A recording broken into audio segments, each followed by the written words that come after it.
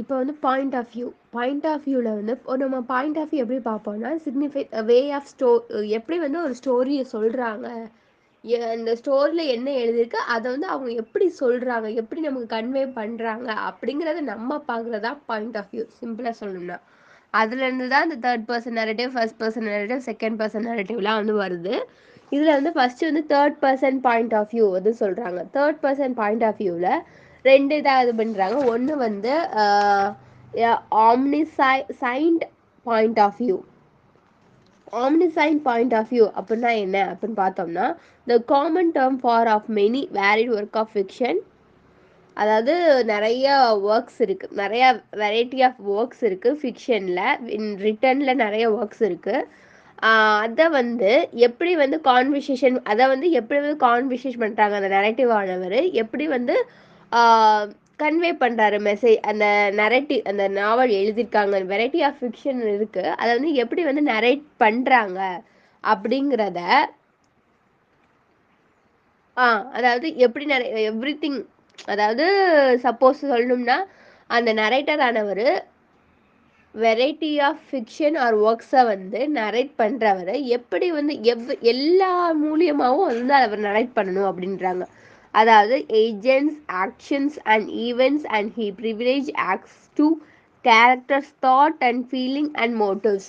அந்த நரேட்டர் ஆனவர் many variety of works or fictions எது இருந்தாலும் அந்த நரேட்டர் ஆனவர் எல்லா பாசிபிலிட்டிஸ்லும் உள்ள வந்து பாசிபிலிட்டிஸ் கூடயும் அவர் வந்து நரேட் பண்ணணும். அதான் வந்து ஆம்னிசைண்ட் பாயிண்ட் ஆஃப் வியூ. அதாவது ஒரு ஆக்ஷனாவோ ஒரு ஈவெண்ட் சொல்கிறதா இருந்தாலோ, இல்லை வந்து கேரக்டரோட தாட்டை சொல்கிறதா இருந்தாலும், இல்லை அவங்களோட ஃபீலிங்ஸை சொல்கிறதா இருந்தாலும், இல்லை அவங்களோட மோட்டிவ்ஸை சொல்கிறதா இருந்தாலும், எல்லாத்தையும் வந்து ஒரு நரேட்டர் ஆனவர் தெரிஞ்சு வச்சுக்கிட்டு தான் வந்து நரேட் பண்ணுவாங்க. இது வந்து அவங்களோட அந்த அந்த மாதிரியான இந்த நரேட்டர் ஆனவர் இந்த மாதிரி எல்லா பாயிண்ட் ஆஃப் வியூ, இந்த பாயிண்ட்ஸையும் வந்து தெரிஞ்சு வச்சுக்கிட்டு அவர் நரேட் பண்ணுறது, அதுதான் வந்து இந்த ஆம்னிசைன் பாயிண்ட் ஆஃப் வியூ அப்படிங்கிறாங்க. இதில் வந்து வித்தின் த மோட்ஸ், இதில் வந்து 2 மோட்டிவ் இருக்குது. Intensive narrative. இன்டென்சிவ் நரேட்டிவ் அப்படின்னா not only report but also comment. அதாவது இப்போ வந்து அந்த இன்டென்சிவ் நரேட்டர் அப்படின்னா, அந்த பிளேல அவர் இருக்காரு அப்படின்னா, அந்த பிளேல வந்து இந்த பாயிண்ட் ஆஃப் வியூவில் வந்து பண்ணுறாரு, இன்டென்சிவாக வந்து பாயிண்ட் ஆஃப் வியூ இது பண்ணுறாரு. அதாவது இந்த கருத்து அவருக்கு ஒரு வேர்ட் பிடிக்கலன்னா ரிப்போர்ட் மட்டும் பண்ணாமல் ஒரு கமெண்ட் ஆட்டம், இந்த வேர்டுக்கு பதிலாக வேற ஒரு வேர்டு போட்டு இதை வந்து நான் பண்ணுறேன், இந்த மாதிரி கமெண்ட் வச்சு நம்ம இந்த பிளேயை பண்ணலாம் அப்படின்னு சொல்லி கமெண்ட், ரிப்போர்ட் மட்டும் பள்ளி மட்டும் சொல்லாமல் அதுக்கு வேற வேர்ட் போட்டு கமெண்ட் பண்ணி நான் கமெண்டும் பண்ணுறேன், இல்லை வந்து இதை வந்து இந்த மாதிரி சொல்லலாம், இந்த மாதிரி மோட்டிவ்ல சொல்லலாம், இந்த மாதிரி ஆக்ஷன்ல சொல்லலாம் அப்படின்னு சொல்றவங்க. அதாவது ஹியூமன் இந்த மாதிரி சொன்னோம்னா ஹியூமன்ஸ்க்கு வந்து, அதாவது மக்களுக்கு வந்து இந்த மாதிரி புரியும் அப்படின்னு சொல்றாங்க. அவங்க தான் வந்து இன்டென்சிவ் நரேட்டர் அப்படின்னு சொல்லி சொல்றாங்க. அதுக்கப்புறம் வந்து interpolate commentary in a short essay suggested by subject of the murder of novel. அதாவது இன் அதர் ஹேண்ட், அதாவது அன்இன்டென்சிவ் நரேட்டர் அப்படின்னு பார்த்தோம்னா, அவங்க வந்து சப்ஜெக்ட், அதாவது நாவலில் உள்ள சப்ஜெக்ட் மேட்டரை மட்டும்தான் அந்த பிளேவாக நரேட் பண்ணுவாங்க. In other hand omniscient narrator by choose to unintrusive, அதாவது ஆல்டர்னேட்டிவ், அதாவது இம்பர்சனல் ஆர் ஆப்ஜெக்டிவ். இம்பர்சனல் ஃபீலிங்ஸையும் அவங்க வந்து அந்த நாவலில் சப்ஜெக்ட் மேட்டரை மட்டும் சொல்லாமல் இம்பர்சனல் ஃபீலிங்கும், இல்லைன்னா ஆப்ஜெக்ட், மக்கள் வந்து அதை அந்த நாவலை எப்படி பார்க்குறாங்க அந்த மாதிரியும் வந்து அவங்க வந்து நரேட் பண்ணலாம் அப்படிங்கிறாங்க. அதாவது சிம்பிளாக சொல்லணும்னா இந்த point of view, second person point of view, third person point of view, அப்படிலாம் பாயிண்ட் ஆஃப் வியூ அப்படின்னு பார்த்தோம்னா இங்கே வந்து தேர்ட் பர்சன் நரேட்டர் கிடையாது, இங்கே third person point of view தான் இருக்குது. இப்போ ஒரு நாவல் எழுதிட்டாங்க, அதை ப்ளே பண்ணுறாங்க, ப்ளே பண்ணிட்டு third person point of view அப்படின்னா என்ன அப்படின்னா, அந்த கதையில் உள்ள கேரக்டரை பற்றி எல்லாமே தெரிஞ்சுட்டு அதில் உள்ள ஒர்க் எல்லாமே இன்க்ளூடிங் எவ்ரிதிங் வந்து தெரிஞ்சுட்டு அதை பற்றி வந்து மக்களுக்கு வந்து சொல்கிறது, அதாவது தேர்ட் பர்சனாக சொல்கிறது அப்படிங்கிறாங்க. இதுதான் வந்து third person point of view. இதில் வந்து ஒன்று வந்து ஆம்னிசைன் பாயிண்ட் ஆஃப் வியூவில் வந்து அவங்க வந்து என்ன சொல்கிறாங்க, நரேட்டரை பற்றி இல்லை அந்த கேரக்டரை பற்றி, இல்லைன்னா அந்த நாவல் ஏதாவது ஈவெண்ட்ஸ் பற்றி என்ன சொன்னாலும், அதில் சொல்கிற மோட்டிவ் பற்றி என்ன சொன்னாலும் அதை பற்றி தெரிஞ்சுக்கிட்டு அதை வந்து அவங்க வந்து கன்வே பண்றாங்க அப்படின்னு சொல்றாங்க. இன்டர்சிவ் நரேட்டிவ்னா, இப்போ வந்து அந்த நாவல படிச்சுட்டு, அவங்க இந்த நாவல்ல ஏதாவது தப்பு இருந்துச்சுன்னா, ரிப்போர்ட் மட்டும் பண்ணாம, கமெண்டும் பண்றாங்க. இந்த மாதிரி இத பண்ணலாமே, இந்த மாரி பண்ணா இந்த மாரி மோட்டிவ்ஸ் வந்து மக்களுக்கு வருமே அப்படின்னு சொல்லிட்டு கமெண்டும் பண்றாங்க.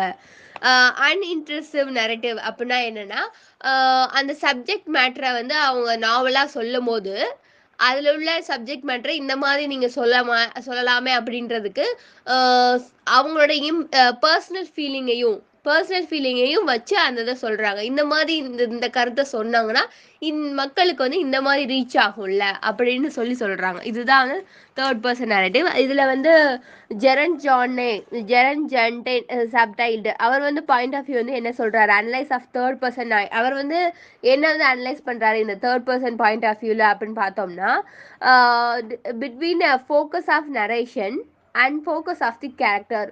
அதாவது யார் நரேட் பண்றாங்கன்னு கவனிக்கணும். அதே சமயம் என்னென்ன கேரக்டர் வராங்க, ஃபோக்கஸ் ஆன் கேரக்டர், எப்படி எப்படிலாம் கேரக்டர் கொண்டு வராங்க அப்படிங்கிறதும் கவனம். இது 2க்கும் நடுவுல உள்ளது தான் வந்து இந்த 3 person of point of view. Only நரேஷனை பத்தி மட்டும் கவனிக்காம, ஒன்லி கேரக்டர்ஸ் நாவல்ஸை பத்தி மட்டும் கவனிக்காம 2யுமே ஃபோக்கஸ் பண்ணணும். இதுக்கும் நரேஷன் பண்றவங்களுக்கும் வர ஃபோக்கஸ், அதாவது ஃபோக்கஸ் ஆன் தி கேரக்டர்ஸ். நான் 2 பேருக்கும் நடுவுல இருக்காங்க. நடுவுல ஒரு டேர்ம் இருக்கு பாத்தியா? அதாவது ஒருத்தவங்க நரேட் பண்ணிட்டு இருப்பாங்க. அப்புறம் நிறைய கேரக்டர்ஸ் வருவாங்க. கேரக்டர்ஸும் ஃபோக்கஸ் பண்ணணும், நரேஷனும் போகணும். இதுக்கு நடுவுல வந்து அவங்களுக்கு ஒரு பாயிண்ட் ஆஃப் வியூ வரும். அந்த பாயிண்ட் ஆஃப் வியூ தான் 3 பெர்சன் பாயிண்ட் ஆஃப் வியூ அப்படிங்கிறாங்க.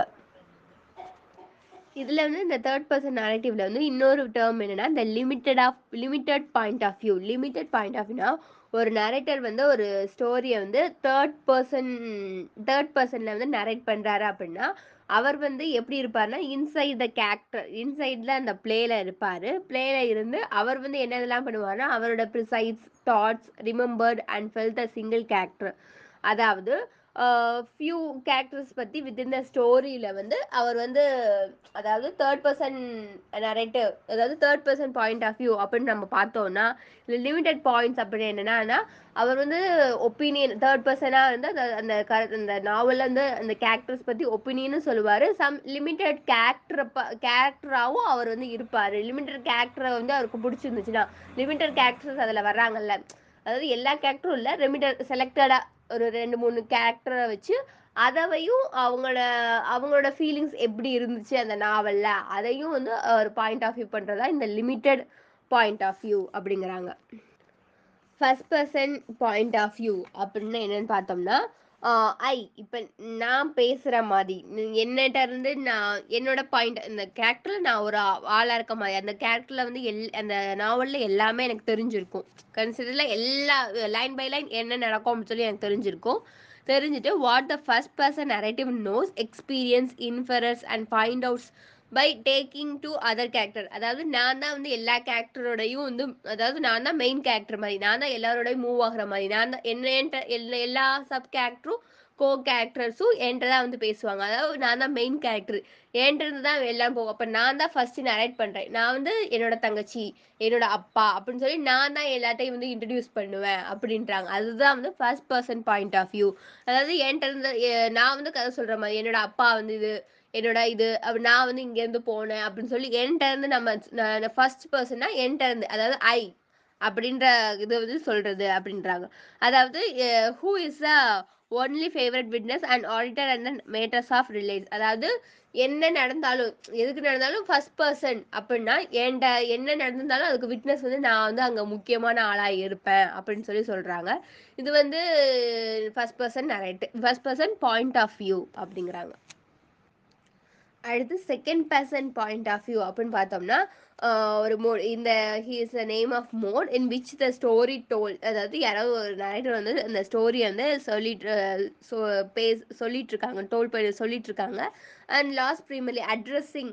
அதாவது இந்த ஒரு ஸ்டோரியை ஒரு நரேட்டரான சொல்லிட்டு இருக்காரு, நான் வந்து அவரை வந்து அட்ரஸ் பண்ற மாதிரி, இவர் தான் வந்து இந்த ஸ்டோரியை சொல்றாரு, இவர் தான் இந்த கதையோட ஹீரோ, இவர் தான் இந்த கதையோட வில்லன், இவர் தான் வந்து வில்லி, இவர் தான் வந்து ஹீரோயின் அப்படின்னு சொல்லிட்டு நான் வந்து ஒருத்தர் நரேட் பண்ணிட்டு இருக்கும்போது ஒரு செகண்ட் பர்சனா வந்து இது பண்றேன், இவங்கள வந்து இன்ட்ரடியூஸ் பண்றேன், அதாவது ஹி ஷி அதாவது யூ அப்படி அடுத்தவங்கள எக்ஸ்பீரியன்ஸ் அவங்க சொல்றத அவங்க என்ன சொல்றாங்களோ அதை எக்ஸ்பீரியன்ஸ், அதாவது அதை வந்து எக்ஸ்பீரியன்ஸ் ஆயிட்டு இதை வந்து இவங்க இந்த மாதிரி கேரக்டர் வந்து இந்த கேரக்டர் வந்து ரொம்ப வந்து ஒரு அவுட்ஸ்டாண்டிங் கேரக்டர் இந்த நாவல்ல, இவங்க தான் வந்து மெயின் ஆக்டர், இவங்க தான் ஒரு ப்ரொட்டகனிஸ்ட், இவங்க மூலியமா தான் இந்த கதை வந்து போகுது அப்படின்னு சொல்லிட்டு மற்றவங்கள, அதாவது அடுத்த பர்சனை பத்தி சொல்றது, அதாவது செகண்ட் பர்சனை பத்தி சொல்றது, he or she are you அப்படின்னு மற்றவங்கள பத்தி சொல்றது தான் அந்த ப்ரோனோன் வச்சு எக்ஸ்பீரியன்ஸ் பண்ணது, எக்ஸ்பீரியன் வாட் இஸ் நரேட்டர், இவங்க என்ன நரேட் பண்ணாங்க அப்படின்னு சொல்றது தான் வந்து இந்த second person point of view. Self conscious narrator. Self conscious narrator shatters any illusion. இது வந்து ஏதாவது ஒரு எந்த ஒரு இல்யூஷனை வேணாலும் இதில் சொல்லலாம். லைக் ஒருத்தன் ஒருத்தன் இல்லை ஒருத்தி அவன் வந்து கதை சொல்கிறான், ஏதோ ஒரு பற்றி கதை சொல்கிறான். அது எப்படி இருக்கும் அப்படின்னா, actually happened by revealing to the reader that the narration is a work of art. அது வந்து எதை ரிவீல் பண்ணும், நம்ம ரீடருக்கு எதை ரிவீல் பண்ணும் அப்படின்னா, இது ஒரு இமேஜினேஷனான ஆர்ட்டு, இது ஒரு ஃபிக்ஷனல் ஆர்ட்டு அப்படின்னு நம்மளுக்கு புரிய வைக்கும். அப்படி இல்லை அப்படின்னா, by flaunting the discrepancies between its patent fictionality and the reality it seems to represents. அப்படி இல்லைன்னா ஏதோ ஒரு விஷயத்த சொல்ல வருது, நமக்கு ஃப்ளாட்டிங் பண்ணுது, நம்மளுக்கு ஏதோ இது பறைசாற்றுது. எதை பற்றி அப்படின்னா,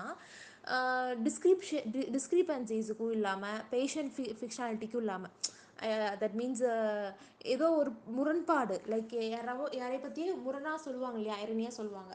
ஸோ ஏதோ ஒரு விஷயத்தை பற்றி மறைவாக சொல்கிற மாதிரியோ இல்லாமல், அப்படியும் இல்லாமல், அப்புறம் வந்து ஒரு இமேஜினேஷன் மாதிரி இல்லாமல் இருக்கும்.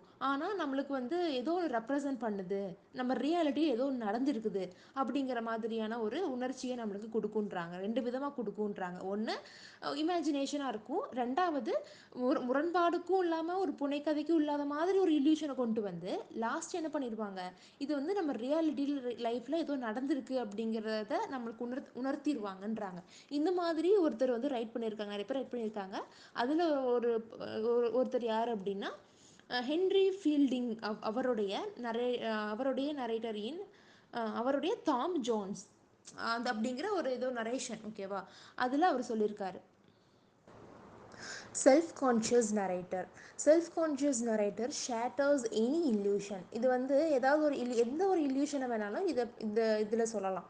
லைக் ஒருத்தன் இல்லை ஒருத்தி அவன் வந்து கதை சொல்கிறான், ஏதோ ஒரு பற்றி கதை சொல்கிறான். அது எப்படி இருக்கும் அப்படின்னா, actually happened by revealing to the reader that the narration is a work of art. அது வந்து எதை ரிவீல் பண்ணும், நம்ம ரீடருக்கு எதை ரிவீல் பண்ணும் அப்படின்னா, இது ஒரு இமேஜினேஷனான ஆர்ட்டு, இது ஒரு ஃபிக்ஷனல் ஆர்ட்டு அப்படின்னு நம்மளுக்கு புரிய வைக்கும். அப்படி இல்லை அப்படின்னா, by flaunting the discrepancies between its patent fictionality and the reality it seems to represents. அப்படி இல்லைன்னா ஏதோ ஒரு விஷயத்த சொல்ல வருது, நமக்கு ஃப்ளாட்டிங் பண்ணுது, நம்மளுக்கு ஏதோ இது பறைசாற்றுது. எதை பற்றி அப்படின்னா, டிஸ்கிரிபன்சிஸுக்கும் இல்லாமல் பேஷண்ட் ஃபிக்ஷனாலிட்டிக்கும் இல்லாமல், தட் மீன்ஸ் ஏதோ ஒரு முரண்பாடு, லைக் யாரை பற்றியும் முரணாக சொல்லுவாங்க இல்லையா, ஐரனியாக சொல்லுவாங்க. ஸோ ஏதோ ஒரு விஷயத்தை பற்றி மறைவாக சொல்கிற மாதிரியோ இல்லாமல், அப்படியும் இல்லாமல், அப்புறம் வந்து ஒரு இமேஜினேஷன் மாதிரி இல்லாமல் இருக்கும். ஆனால் நம்மளுக்கு வந்து ஏதோ ஒரு ரெப்ரசன்ட் பண்ணுது, நம்ம ரியாலிட்டி ஏதோ ஒன்று நடந்திருக்குது அப்படிங்கிற மாதிரியான ஒரு உணர்ச்சியை நம்மளுக்கு கொடுக்குன்றாங்க. ரெண்டு விதமாக கொடுக்குன்றாங்க. ஒன்று இமேஜினேஷனாக இருக்கும், ரெண்டாவது முரண்பாடுக்கும் இல்லாமல் ஒரு புனைக்கதைக்கும் இல்லாத மாதிரி ஒரு இல்யூஷனை கொண்டு வந்து லாஸ்ட் என்ன பண்ணிடுவாங்க, இது வந்து நம்ம ரியாலிட்டி லைஃப்பில் ஏதோ நடந்திருக்கு அப்படிங்கிறத நம்மளுக்கு உணர்த்திடுவாங்கன்றாங்க. இந்த மாதிரி ஒருத்தர் வந்து ரைட் பண்ணியிருக்காங்க, நிறைய பேர் ரைட் பண்ணியிருக்காங்க. அதில் ஒரு ஒருத்தர் யார் அப்படின்னா, ஹென்ரி ஃபீல்டிங். அவருடைய நரேட்டரின் அவருடைய தாம் ஜோன்ஸ் அது அப்படிங்கிற ஒரு ஏதோ நரேஷன், ஓகேவா, அதில் அவர் சொல்லியிருக்காரு. அடுத்து செல்ஃப் ரிஃப்ளெக்சிவ் நாவல். செல்ஃப் ரிஃப்ளெக்சிவ் நாவல் அப்படிங்கிறது செல்ஃப் கான்ஷியஸ் நாவலோடைய ஒரு வெரைட்டி தான் இந்த செல்ஃப் ரிஃப்ளெக்சிவ் நாவல். இது வந்து பர்டிகுலராக இந்த போஸ்ட் மாடர்ன் ஃபிக்ஷன் இருக்கு இல்லையா, அந்த கதைகளில் நம்ம பார்க்கலாம் அப்படின்றாங்க. இந்த செல்ஃப் ரிஃப்ளெக்சிவ் நாவல் அப்படிங்கிறத இன்வால்யூட்டட் நாவல் அப்படின்னு சொல்கிறாங்க. Which incorporates into it's narration. இதோடைய நரேஷன் எப்படி இருக்குது, எது மாதிரி ரெஃபர் பண்ணுது அப்படின்னா அந்த ஃபிக்ஷனல் ஸ்டோரியை தனக்கு தானே கம்போஸ் பண்ணிக்கிற மாதிரி இருக்குது. That means I think first person நரேட்டிவில் சொல்கிற மாதிரி தான் இருக்குதுன்னு நினைக்கிறேன். அதை தான் அப்படி சொல்கிறாங்க, தனக்கு தானே கம்போஸ். இப்போ நம்ம வந்து நம்ம ஒருத்தவங்களுக்கு விவரிக்கிறோம் அப்படிங்கும் பொழுது நான் இப்படி பண்ணுறேன், நான் இப்படி பண்ணேன் அப்படின்ற மாதிரி தான் சொல்லுவோம். அது மாதிரி செல்ஃபாகவே கம்போஸ் பண்ணிக்குது அப்படின்னு சொல்கிறாங்க. இந்த இதில் ஏர்லி மாடர்ன் வெர்ஷன் இருக்குது, ஓகேவா. இதுலேயே ஒரு ஏர்லி மாடர்ன் வெர்ஷன் இருக்குது. யாரோடது அப்படின்னா ஆண்ட்ரி கிரிட்டோடைய த கவுண்டர் ஃபெய்ட்டர்ஸ் அப்படின்ற ஒரு நாவல் இருக்குது. 1926 வந்துச்சு. அன்ரிலையபிள் நரேட்டர் அப்படின்றது ஒரு நம்ப முடியாத விஷயத்த சொல்கிற ஒரு கதையை சொல்லுபவர். We ordinarily accept what a narrator tells us as authoritatively. நம்ம ஆர்டினரியாக அக்செப்ட் பண்ணிக்கிறோம். ஒரு நரேட்டர் வந்து ஒரு என்ன அதிகாரப்பூர்வமாக என்ன சொல்ல வராரு அப்படிங்கிறத நம்ம அக்செப்ட் பண்ணிக்கிறோம் இல்லையா. அதிகாரப்பூர்வமாக சொல்ல வர்றதை நம்ம அக்செப்ட் பண்ணிக்கிறோம்.